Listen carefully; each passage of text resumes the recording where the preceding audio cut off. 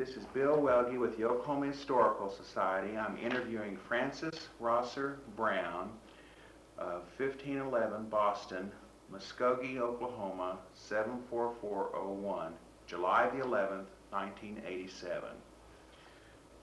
Mrs. Brown, please give me a little biographical information about yourself.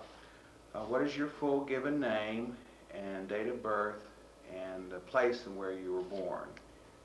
My maiden name is Francis Rosser. There's no other name. Then I was born April the 1st, 1899, making me nice 88 years, which is a nice number. I was born in Cameron, Indian Territory. Now that's in the Choctaw Nation, Okay. 8 miles from Poto. My father was a lawyer, and a lot of young lawyers went to Cameron when they established one of the 3 United States courts in the Indian Territory, Cameron and McAllister and Ardmore, I believe. Well, he went to Cameron, and a lot of young lawyers gathered there. And he had been in Tallahassee before they established the court in Cameron. So my father finished at the University of Virginia, 1891. What is your father's name? Malcom Edward Rosser, R-O-S-S-E-R. And he was adventurous. And after he finished the university, he went to Long Island, was there 2 years, worked for the Edward Thompson Publishing Company. The University of Virginia was a feeder to that company. Well, he had a chance to go into partnership in New York City, but he chose to come to the Indian Territory. He was adventurous, and he wanted to get in on doing the land titles from the beginning. So he went to Mangum, way over which was a part of Texas at that time, but he just wanted to go to a new country. Then he went 1893, 4. He made the run to the Cherokee Strip, opening a Cherokee Strip, but with another young lawyer from Mangum. But then he went over to the Indian Territory, Hugo and McAllister. And some men from Tallahassee went to McAllister. They didn't have a lawyer, and they wanted a lawyer in Tallahassee. D. Thomas was the man. And somebody suggested that they get my father. So he went to Tallahassee. He was the only lawyer there. They put in the, well, I won't go into all that. Well, I will too. They'd put in the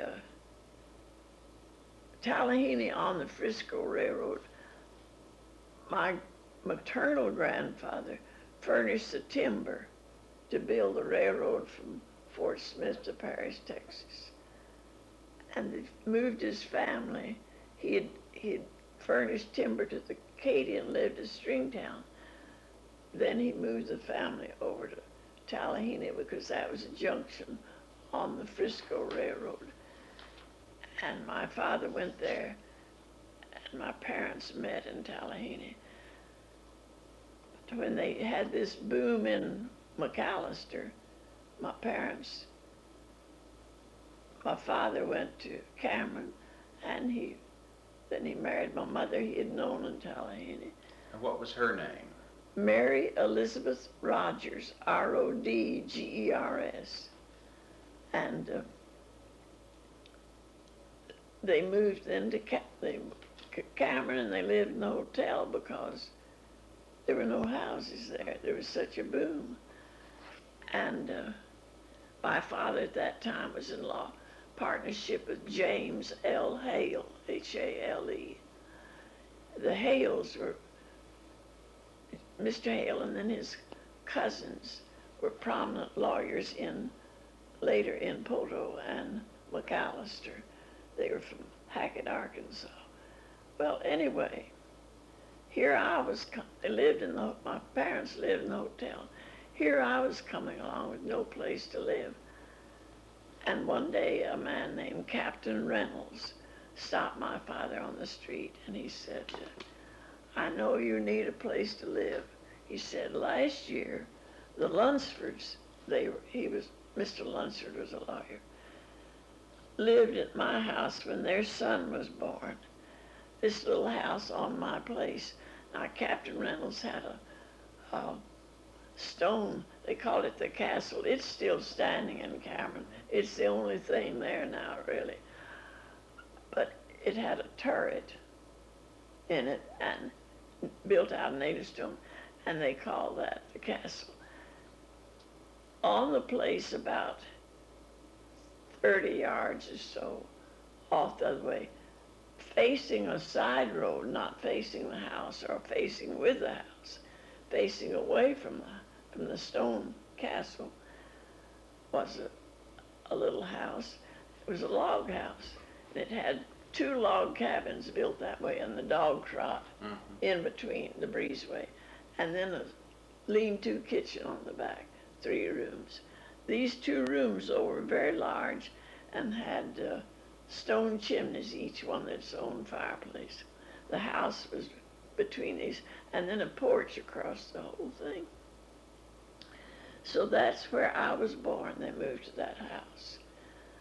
And I think I was about a year old, I'm told, when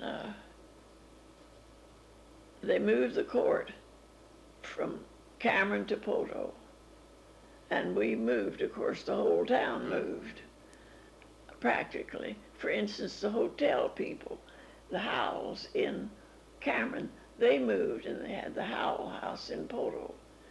And Mr. Varner, my father's partner in, I said James Hale, did I? Yes. Yes, they were partners when I was born. And Mr. Hale said he'd give my parents the best baby buggy this side of the Mississippi River. They'd named me Hale, but they didn't, so I didn't get the buggy. And moved in a wagon, of course, just 8 miles. And in Poto then, we moved there. My father was mayor of Poto, and he was a lawyer. And he was in partnership there with T.T. Varner. And Mr. Varner's son is a prominent lawyer at Poto now. I see. But he's as old as I am. And, but at statehood, my father was elected district judge. He was the first district judge of LaFleur, Latimer, Pottawatomie, and Haskell counties, that district. So we lived there then.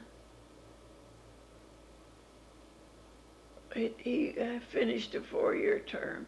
He was reelected, and at the end of his first year, he was appointed to the Supreme Court Commission. The Supreme Court of Oklahoma couldn't take care of they had so much business at statehood that they were swamped. Mm-hmm. So Governor Lee Cruz at that time appointed 6 from the different districts in Oklahoma. And we moved to Oklahoma City in 1911. I see. And we were there 2 years, and my father knew that he wasn't going to stay in Oklahoma City. Some of the Supreme Court men were, but my father didn't plan to. And so after 2 years, a Mr. Preston West from here, who also went to the University of Virginia,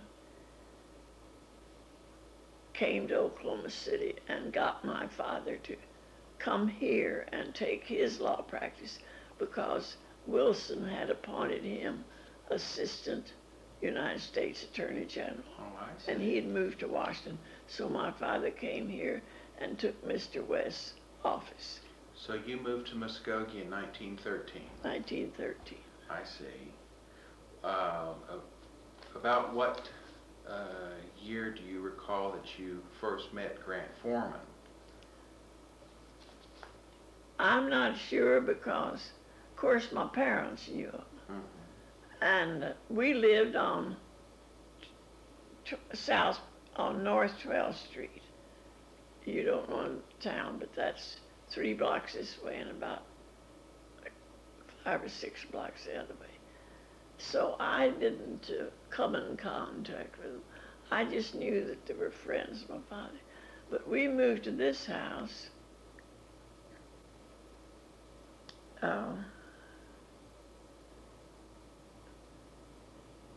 after Christmas, 19...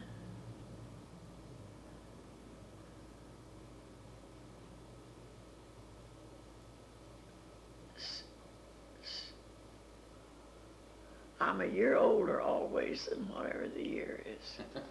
So it must have been 16. 1960. Well, of course, when we moved here, you see the Foremans live right here. Have you seen the house? Yes, I have. Have you been in it? I've been in it. I was there about 3 years ago and given a nice tour Yes. by Fannie Little. Yes, yes. Well, you see, you can stand on my porch and see the Foremans. Can you? I'll show you after a while. And we were so close, and of course the Foremans were very warm-hearted. When we moved in, why, they just started coming to see us. And I guess, oh, and another thing, at high school, in my biology class, I had about birds, and I was a bird fiend. I was a birder. And I birded all up and down this street and everywhere else. And you see, the Foremans are birders. The Foremans are everything. You know, it didn't matter what it was, they were with it. And so they'd have me come over there and I'd bird, and they knew every bird, and they'd see some bird and phone me, you know, or phone to come over there real fast as a bird. And then there's people named Holmes lived a block this way from the Foremans on Oklahoma. They had a daughter, Ann Louise, and she was one of my best friends. And they birded. And I remember so well.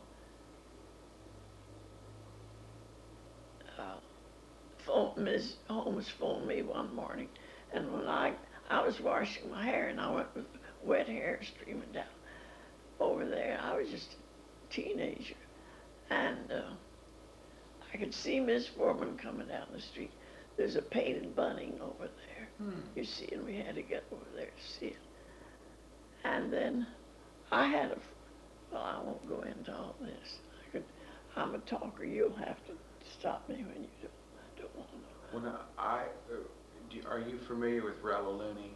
Yeah, I know Rella as well as I know anybody.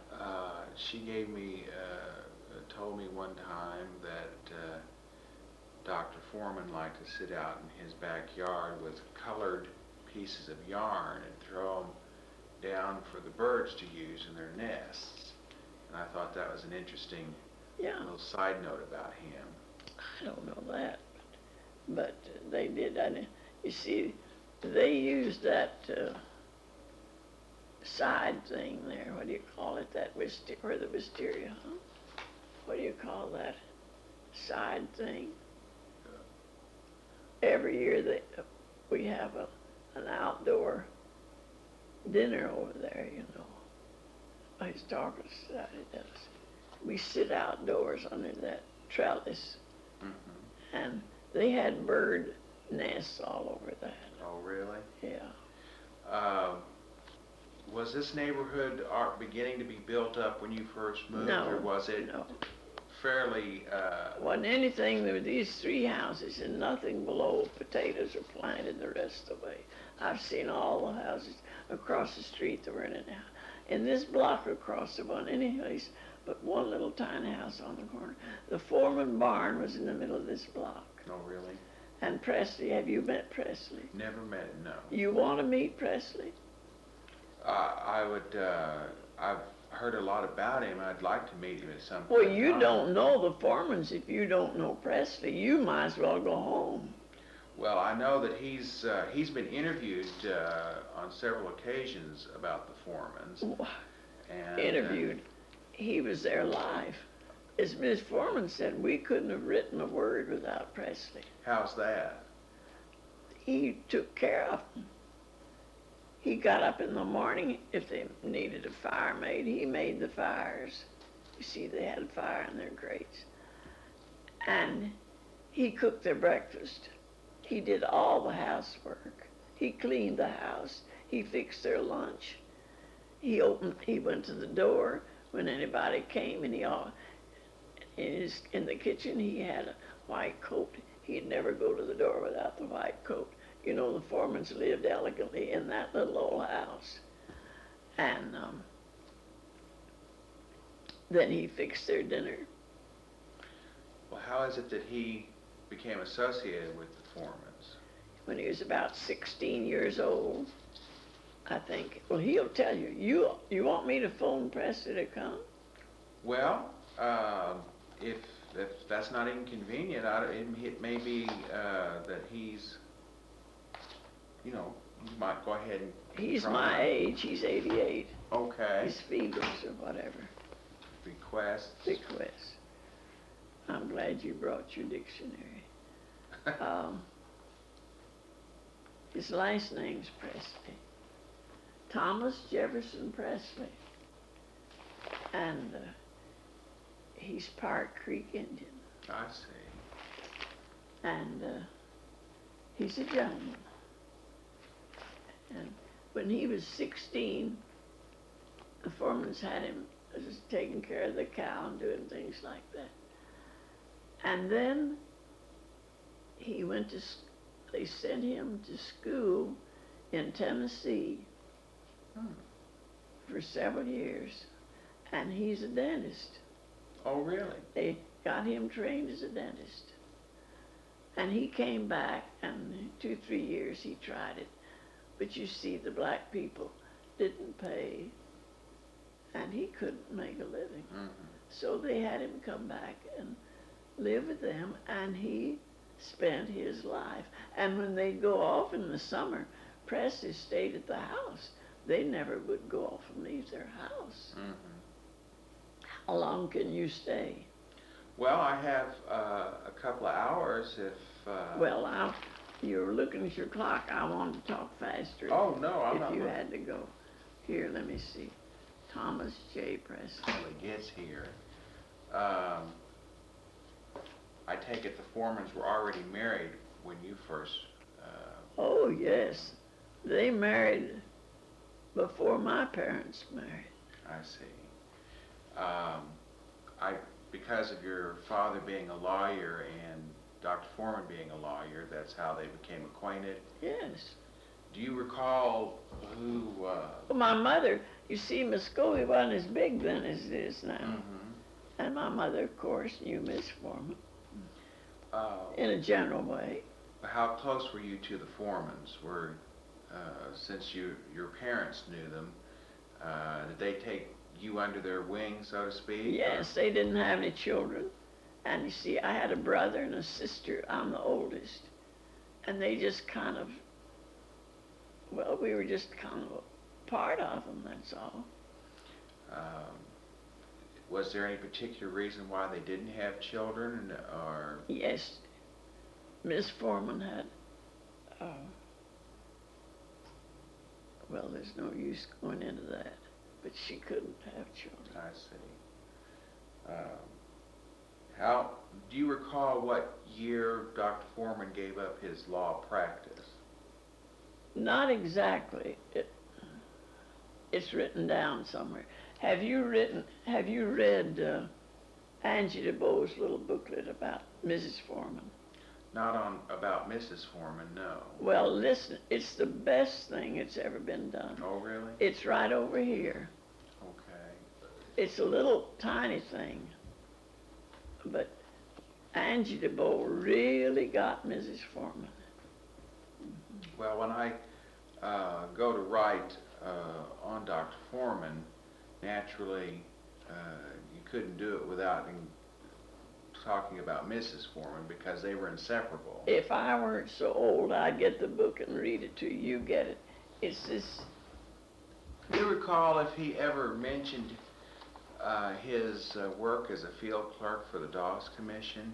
Not much.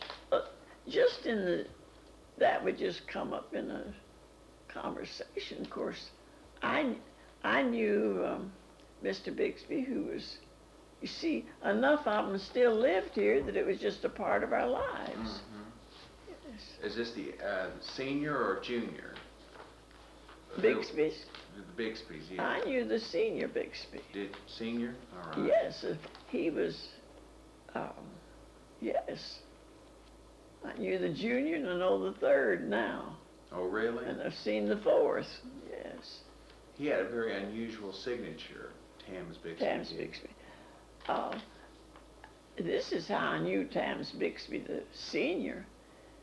When we lived on 12th Street, my father and everybody walked in. Even though we had streetcars, nobody had cars. We didn't ride the streetcars, went right along beside our house. We walked. My father and I walked a block down 12th Street to Emporia. Judge Gibson and his daughters came and we met right there. Judge Gibson was a lawyer here. And Mr. Bixby lived up on 14th. Mr. Bixby and my father and Judge Gibson would either walk in front of us girls or the back of us. We'd walk to town. We walked on across the viaduct to school, to the high school. So I just saw him I didn't usually see him in the afternoons, but Mr. Bixby, this is senior, he didn't walk home with the man because he came home earlier and we cut across the schoolyard and so on. So I just knew him. It was a part of my life, and the one in who were there or whatever, it was just a part of the deal. So you were acquainted with most of the prominent individuals of Muskogee. When we came here, see, this town started in 1872, really, when the railroad came. Well, the old timers like the Foremans and the Bixbys and so on and so forth, our own cousins, Morton Rutherford, the Preston Wests, they all lived down on 6th Street when we got here. They lived down on 2nd and all that. Miss Foreman went to a party on 3rd and Broadway where they had Japanese lanterns out in the yard and all that kind of stuff. But by the time we got here, this was kind of the edge. Boston grew after we got here on out. And then the hill came, and now it's beyond the hill. Mm-hmm. So I've seen the town do that. And you can't be 88 years old and not have seen something. I would say. Yeah. Well, so what am I trying to tell you? Oh, the people that I knew. Well, what happened? They came here like Wayman Crow Jackson and Shackelford. I didn't know him, but I knew his widow. Lawrence and so on and so forth, lawyers. They came when the court was established here in 89. All right, they were young men then. By the time we got here in 13, they were middle-aged men. So that's when I knew them in their middle age. Mm-hmm. And then some of them were older, but all these others were. Well, they were well established. They were well established in their lives, and they were what they were going to be. Did you ever have any contact with Robert Owen? Yes, but mighty little. I'll tell you about him. He lived down here his home was down here on about 5th Street. And he left here, though, at statehood, you see, in 1907. And we didn't come till 13. But he would come back. And once he made a speech, I think I was about 16 years old. And the Seavers Hotel, when we moved here in 1913, the Seavers Hotel had been built the year before, and we stayed there until we got a house. Well, it was about 3 years later, and there was a place to speak out on the, it isn't the way it is now. It had a deal out in front where you could come out on the second floor porch, and then the people could stand around. And Senator Owen was one of the speakers, and my father introduced him. And old smarty me, I was right up on the front row. And after it was over, my father introduced me to Judge Owen. After the speaking, I was about 16. But you see, they didn't live here at that time. But Mrs. Owen, Miss Robert L. Owen, was born at Bogey Depot.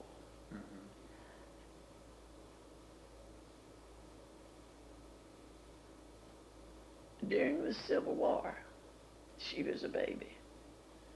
And my grandmother, Frances Rutherford, was married to her first husband, a man named Klein, C-L-I-N-E. And Klein was a sutler for Stanway's troops. And Stanway's troops were stationed that winter at Bogey Depot. And my grandmother's first child was born there in the home of Allen Wright, who named Oklahoma. When my grandfather was sent, he wasn't my great-grandfather. He wasn't my grandfather. He's my grandmother's first husband. I'm a grandchild by the second marriage. So he had been sent, this Tillman Klein had been sent back. He had been in the Confederate Army and he was wounded, and they sent him back to Bogey Depot to recuperate. And he could work, but they put him in charge of feeding Stanway's troops there during the winter. And my grandmother had known him. She was engaged to him back in Fort Smith, Arkansas. But my great-grandfather, they had a refugee to Texas because he was working for the government. See, my great-grandfather. Well, anyway, so this man Klein went to Paris, Texas, and married my grandmother. And then they came back to Bogey Depot and Allen Wright, because there was no place there for him to live. They gave him a front room upstairs, and that's where my grandmother lived during the Civil War, and with her first husband, and her first child was born there, John Klein. Now, how did we get there? What was the question? We were talking about Robert Owen. All right. Now then, living in Bogey Depot at that time was Mrs. Hester, who was the mother of Daisy Hester that Robert L. Owen married. I see. And my grandmother and Miss Hester traded baby clothes there for Miss Owen and my grandmother's first son in Bogey Depot. So that was our first family connection with the Owens. And then you see the Owens here. They had one daughter. That's all. They moved away. After he stayed in the Senate for a number of years. Well, I mean, they left Muskogee. They left Muskogee. Yeah, he was in the Senate, and he came back here and made the speech. I told you my father introduced him, and I was on the podium. But you did get a chance to meet him. I met him that night. Mrs. Looney mentioned that to her, he was one of the most handsomest He men. was the handsomest man you've ever seen. He's too handsome. Too handsome. In talking about Mr. Foreman, about how tall was he? He and Miss Foreman were about the same height. Sometimes she would give the appearance that she was taller, but she wasn't, really. About 5, how much? 7 or 8? 8. 5, 7, or 8? 8, I guess. I see. He may have been 5'9", probably. Well, judging from the photographs I've seen, I really couldn't get an idea how tall he was. What do you recall? What the color of his eyes were? Were they blue? brown? I think blue. They're bound to have been blue. What kind of voice did he have? Was it soft-spoken or? No. No, he had a good voice. Good voice? Stern or husky or? No, not that kind. Just average. Just average? Didn't squeak or No, high-pitched or anything no, like that? no. When he, did the Foremans own a car themselves? No. Or did they walk everywhere? No, they walked everywhere. But they rented, there's some man here that when they went on these trips, he took them. They rented the cars. I see. Was it he that drove, or did they have a driver? Or do you remember? I don't know. Okay. Rilla can tell you that. I think Rilla took them a lot of places too. How did the townspeople of Muskogee take the Foremans? Were they considered, They were the famous people, or? the most famous people in town. They were so cordial. They were part of the town. Dr. Foreman, he judged the, what do you call it, over at high school. Miss Foreman they had school children all the time going through their house, talking to them. And, of course, they sent Willard Stone to Bacone College. They were a part of the town. They didn't live off to themselves. Wherever the Foremans were, they were part of it. I see. Do you recall what his political affiliation was? Yes, Republican. Very much so? Oh, yes. Well, I sort of suspected They were that. from Illinois. And at that time, there was a distinct line between the North and the South. Yes. So, was Mrs. Foreman Republican also? Oh, mercy, yes. Her father, was Republican congressman from Illinois. Well, I suspected, since they were from Illinois, and also during the Republican administration that appointed Judge Thomas, That's exactly the way it happened. So, I take it, though, that they were not actively involved in politics. They were more involved with the historical pursuits. Or do you recall? They didn't take any extra, no. Did Dr. Foreman, of course, he was kept very busy, I know, but was he ever elected to any public office in Muskogee, if you know? He was on the school board. That's in his book. That's in his life, isn't it? Was he ever elected to any public office in Muskogee, if you know? He was on the school board. That's in his book. That's in his life, isn't it? I don't recall if there's... Oh, he was, I don't know whether he's on the school board. He was on the cemetery committee. Cemetery committee? Well, it's in the book. Where is Green Hill Cemetery from here? It's on the east side of town. This town is divided into 2 parts. You go downtown, you go down Okmulgee Street or Broadway, which is the next street over. And when you get the railroad tracks across them, you're on the east side of town. You know how Muskogee's laid out? I'm not that familiar with Well, it. let me tell you, from the railroad tracks west,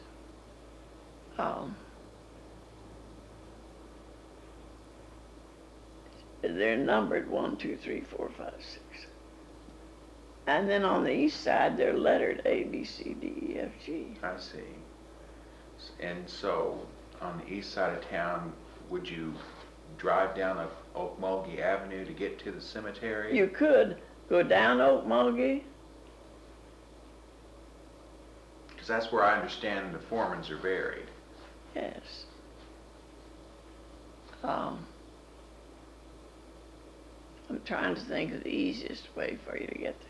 I'm not good at giving directions. For you. Okay. Do you recall when Mr. Foreman's health problems began to afflict him? I can't tell you exactly because they never talked about it. You would have never known it. The way I learned about it, I went to Mexico with them in '53, I guess it was. You have all that information. Mm-hmm. Well, you know about it then. Well, I know that he died in '53, April of '53, but I'm not that... Well, now, wait a minute. That isn't when I learned about it. Because I didn't go to Mexico in '53. We went to Mexico in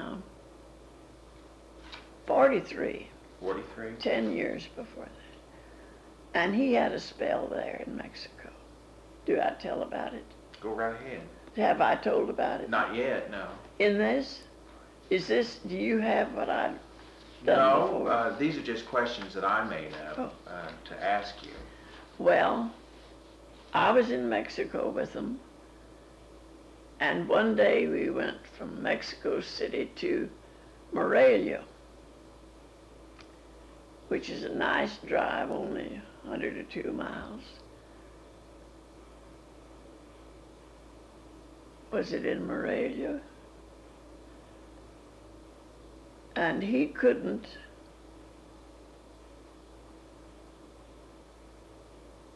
I'm all mixed up about where we were in Mexico. That wasn't it. Morelia wasn't the town. When he started having what he called palpitations. Mm-hmm. And we had to stay over a day. And I learned then that he was subject to these spells. But I didn't know it. And that's the only day on the trip that we were held up. I know that they went to Mexico quite a bit. Yes. Was it just for vacation or Yes. research or? No, just for the pleasure. The time I went with them was 43. And we were there, I was with them a month. Then they stayed on after I came back. I see. They loved it, just loved it. Well, I never quite understood why. I know they were world travelers, but Oh, why they were world travelers. That was their joy.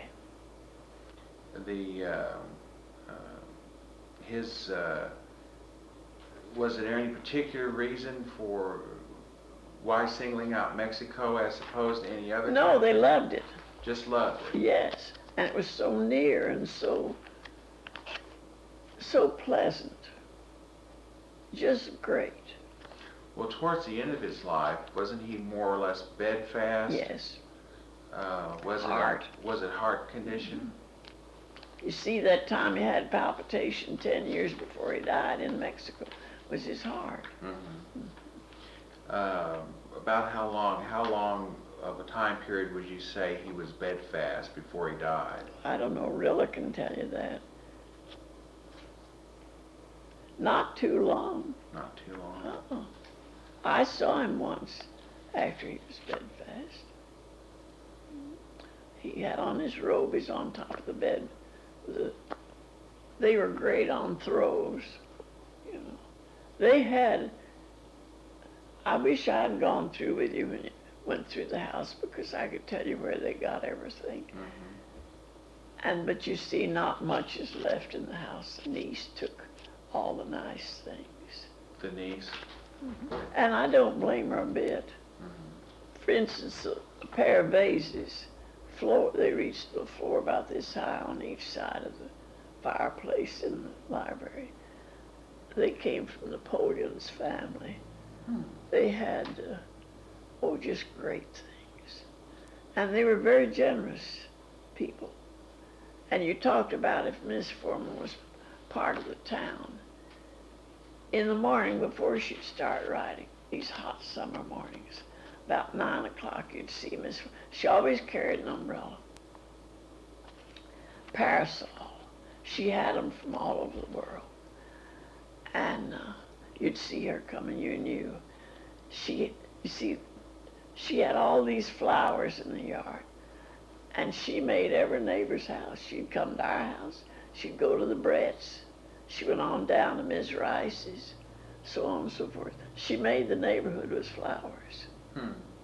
Just passing them out, or? Yeah, making us bouquets and bringing them. Wow. We always had a Foreman bouquet on that table.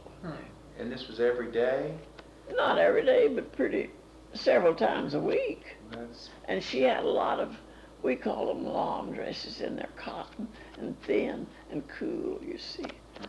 And she'd have one of those on fresh. Presley, of course, kept her clothes just the same. And now I have she gave me one of her umbrellas. Oh, really? I think I've got 2 of them in there, I'm not sure. She gave me many things. Those candlesticks over there. They came from India. And then I have a picture she got in England of, oh gracious, I knew who it was till you asked me. Is it Ruskin? It's some English writer, a little one out there. But I can hardly look in my house, but I see something, Miss Foreman. And then she gave my mother lovely things. Beads. I have the most beautiful beads, crystal cut. I have all kinds of beads Miss Foreman gave me.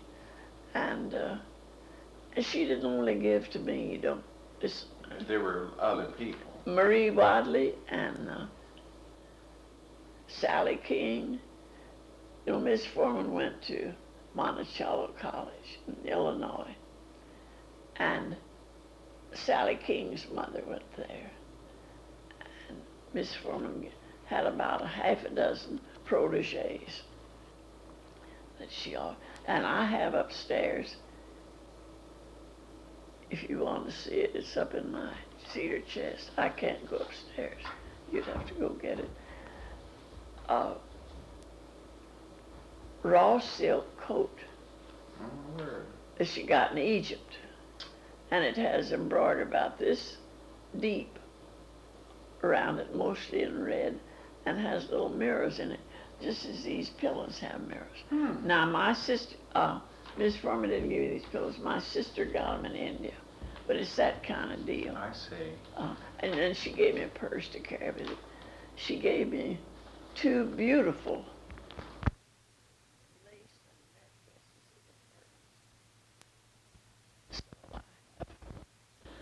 Well, now, did she, after Dr. Foreman died, did she spend a lot of time traveling, or did she stay close to home?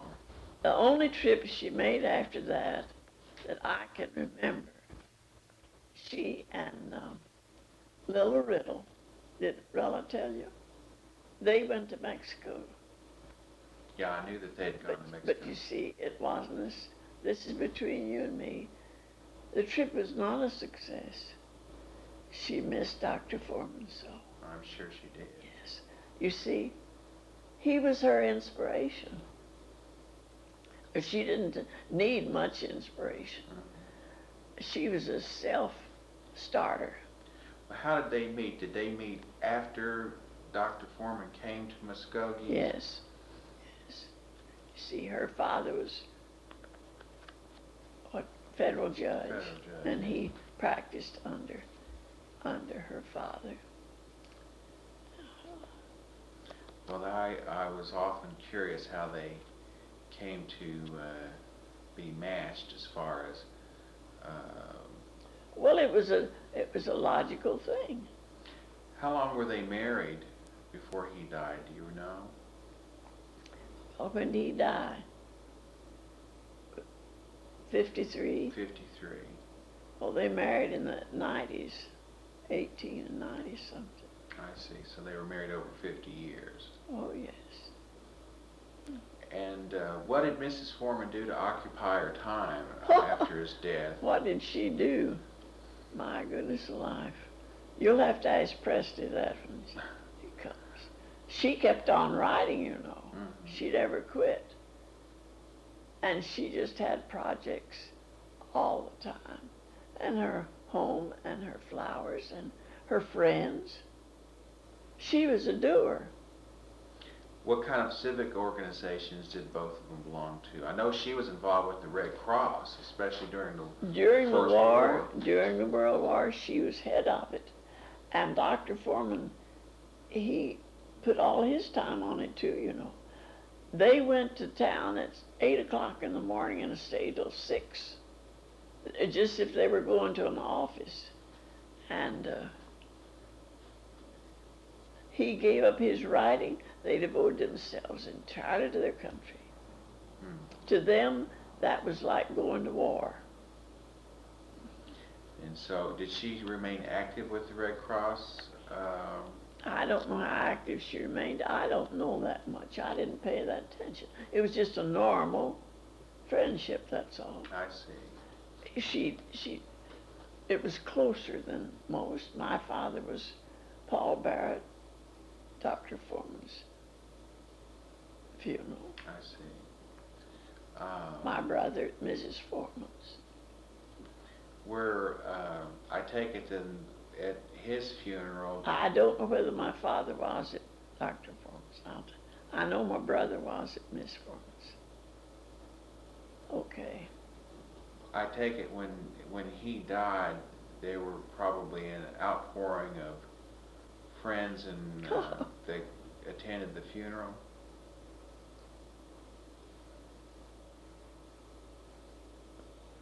I'm having to think back for Dr. Foreman's funeral. You know, I don't remember too much, but I remember that the night after his funeral, I spent the night with Miss Foreman. She asked me to. She phoned and asked me if I would. And I did. Now, this is how she was. You could never do anything for Miss Foreman but what she did more for you. And so that day after his funeral, I had spent the night there, the night before, she sent me a book. Presty would bring it, you see. And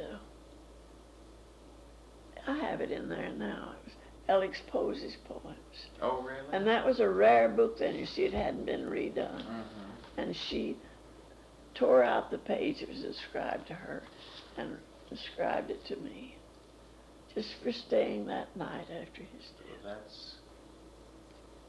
I tell you, they were remarkable people.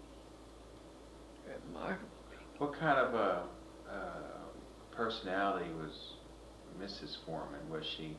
I know she was certainly generous. Oh, they had great senses of humor. Did they? Oh, mercy grace. Everything was fun. We didn't do anything solemn. Oh, Never. I wondered if they were, because all the photographs I ever saw of Dr. Foreman, he never really smiled, and I couldn't judge if he had a sense of humor. Oh, the best. I can tell you, I saw Miss Foreman. I saw them one night laugh so hard. We were in Texas. Do I tell that in my story? I haven't heard this one yet.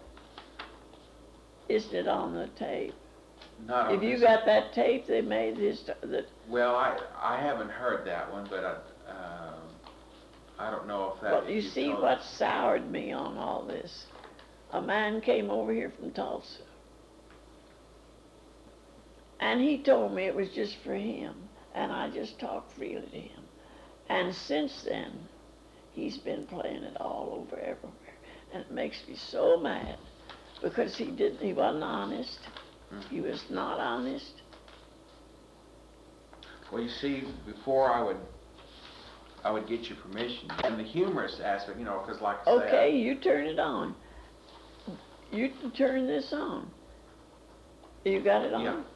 I was in with them in, see, they took me to Mexico. And we were in San Antonio or Austin.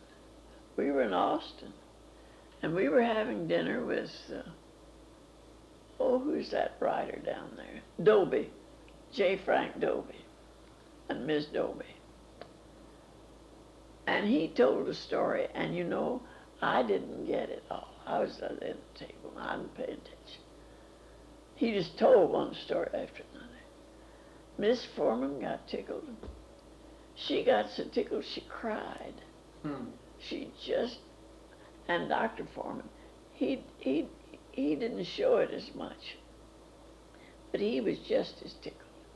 Miss Foreman always said that's the funniest story she ever heard. Well, I never would ask to hear it again. But anyway, yes. Oh, they love fun. There was never any thing, now let's study the birds. No. It was, look at that bird, would you? Yes. Uh-huh. Well, let's see, I'm about to run out of time. And you see, they had school children there. I have a picture. There's no sign-off for this interview. It simply ends in mid-sentence.